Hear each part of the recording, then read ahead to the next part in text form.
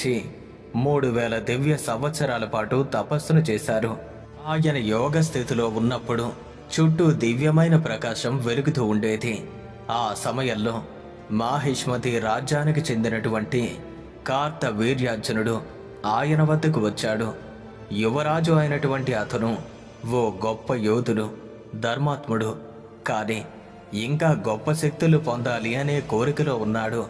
కార్తవీర్యార్జునుడు రాత్రింబగళ్ళు దత్తుల వారికి సేవ చేశాడు. అసలు అలసటే తెలీదు. నిద్ర మరిచిపోయాడు.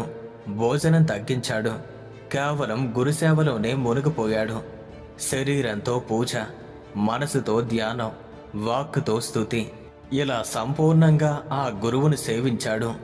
ఎన్నో సంవత్సరాల తపస్సు, ఆ సేవ తరువాత దత్తులు వారు సంతోషించారు. కన్నులు తెరిచి కార్తవీర్యార్జునుణ్ణి చూశారు ప్రసన్నంగా. పుత్ర, నీ భక్తి, నీ శ్రద్ధ, నీ సేవ ఇవి నాకు చాలా సంతృప్తిని కలిగించాయి.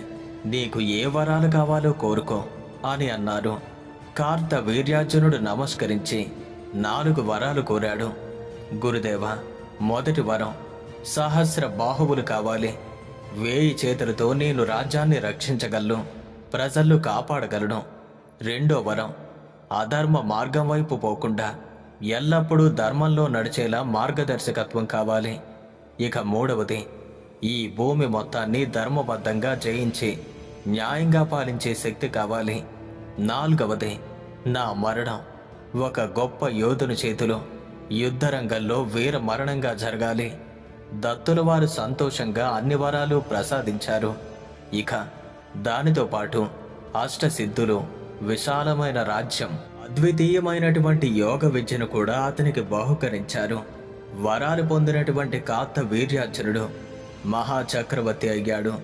ఆ సహస్ర బాహువులు అంటే 1000 చేతుల ప్రభావంతో 7 ద్వీపాలు, పర్వతాలు కలిగిన భూమి మొత్తాన్ని జయించాడు. అనిమ, లఘిమ, గరిమ, ప్రాప్తి, ప్రాకామ్య, మహిమ, ఈశిత్వ, వశిత్వ ఇలాంటి అష్టసిద్ధులన్నీ పొందాడు. 10,000 యజ్ఞాలు చేశాడు. అన్ని ద్వీపాల్లోని బ్రాహ్మణులకు, పేదలకు విపులమైన దానాలు ఇచ్చాడు. యజ్ఞ వేదికలు బంగారు స్తంభాలతో అలంకరించాడు. గంధర్వులు పాడేవారు, అప్సరసను నాట్యం చేసేవారు. ఆయన పరాక్రమాన్ని చూసి లోకమంతా విస్మయమైంది. సముద్రాలను కదల్చగల శక్తి ఆయనకు ఉంది. 1000 సూర్యులు తేజస్సు కలవాడు. కర్కోటకుడు పురాన్ని జయించాడు. ఒకసారి విలాసంగా నర్మదా నదిలో ఆడుకుంటూ తన 1000 చేతులతో నదిని